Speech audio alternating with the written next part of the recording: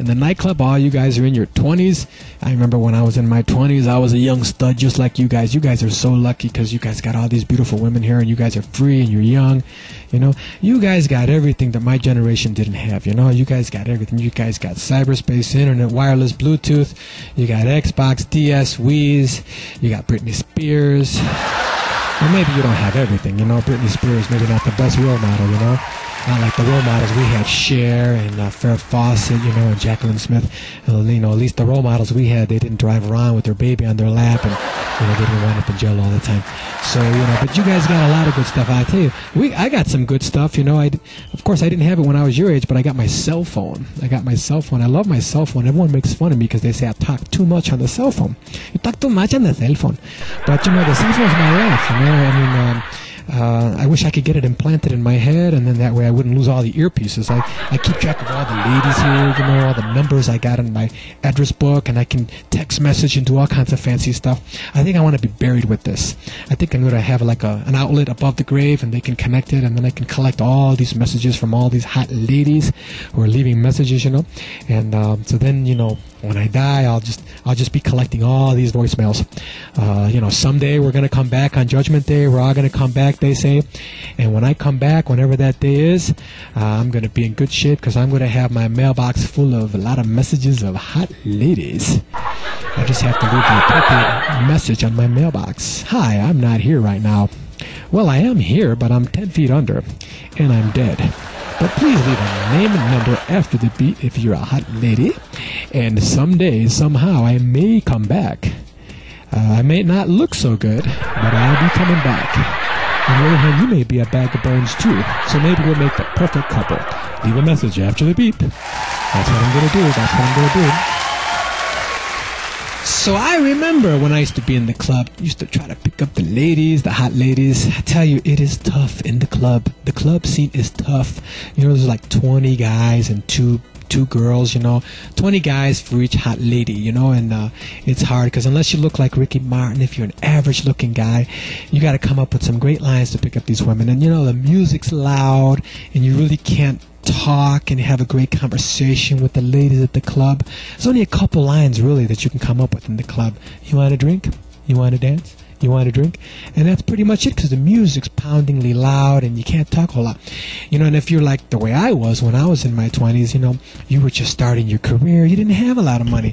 So you really couldn't afford to buy the women a lot of drinks, you know. I mean, I barely came in with my $20 for the cover and a drink. And I really didn't have a lot of money for drinks, you know. But, you know, I would come and you always have to hold a drink when you're in the nightclub, you know, because if you want to look at these hot ladies dance, you know, busting the moves, and you can't be staring at the women without some kind of excuse for being there standing. That's why you got to hold your beer in your hand. But you can't be just staring at women without any kind of beer in your hand. You look ridiculous. Unless you're from Mexico. If you're from Mexico, you can stare at women. You can stare at them. You can make comments at them. You can do whatever you want because it's culturally acceptable. It's okay. Hey, baby, where are you going? I'm right here. Come on, come on. Hey, don't go that way, come this way. Here, you look, come on, baby. And you won't get in trouble, but if you do that in this country, they'll, you know, they'll say something not very nice to you, or they'll call the cops on you. But you got the beer in your hand, you know, and you don't want to finish the beer, because if you finish the beer, then that dumb waitress comes up to you, can I get you another drink? And then you gotta say, oh, you gotta spring more money. So normally what you do, guys, I'll tell you the secret, you gotta hold a little bit of beer in the bottom of the bottle, okay? That way, when the waitress comes to you, can I get you another drink? No, I'm still working on this. Because you don't want to be spending too much money on drinks, you know, $6, $7 a pop, you know. If it's a mixed drink, $10, $12, no way, too much money. That's what you gotta do. And if you haven't got money for the drink, you know, what I used to do is I used to wait when some guy's looking the other way. Hey, the chick's looking for you over there. Grab her beer, grab his beer. Can I get you a drink? On this, thanks. Because what you want to do is you want to make it look like you're there to drink, you know, macho guys drink, you know, you're not really there to see the ladies, you know, I mean, you're looking at the ladies, but you're not there like Google eyes at them, you just kind of casually are looking at them, you know, but deep in your mind, you're really looking at them, you know, you're really checking them out.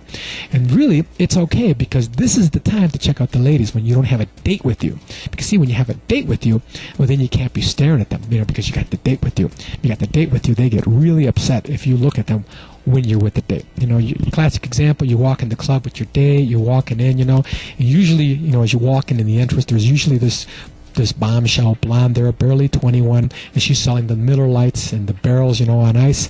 Usually very, very attractive. But you got to pretend like you don't notice her, otherwise you get your date mad.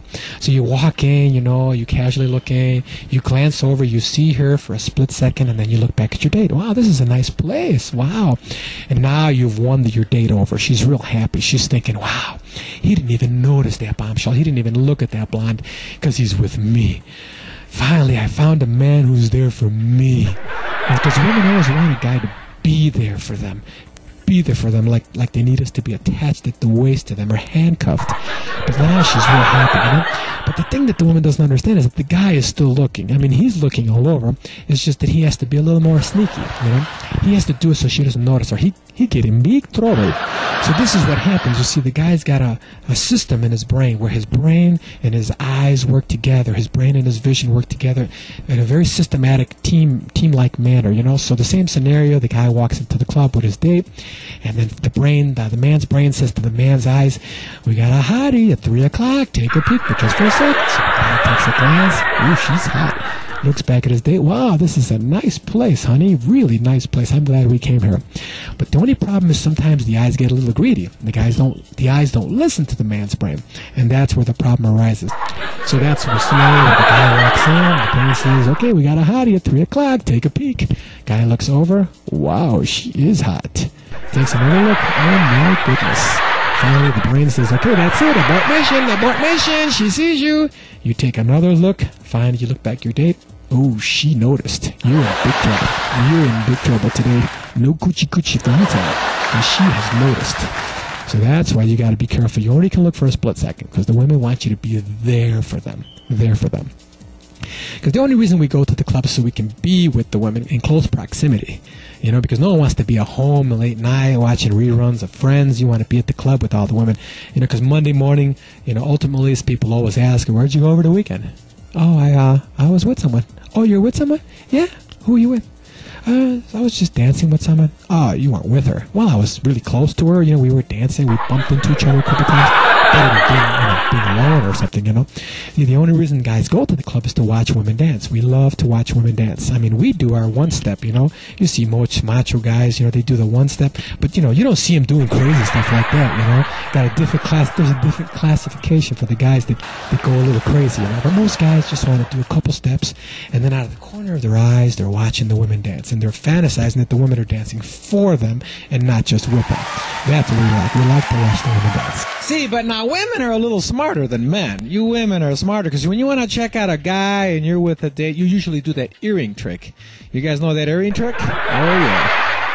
Honey, did I wear earrings today? I don't remember if I wore my earrings or dropped them.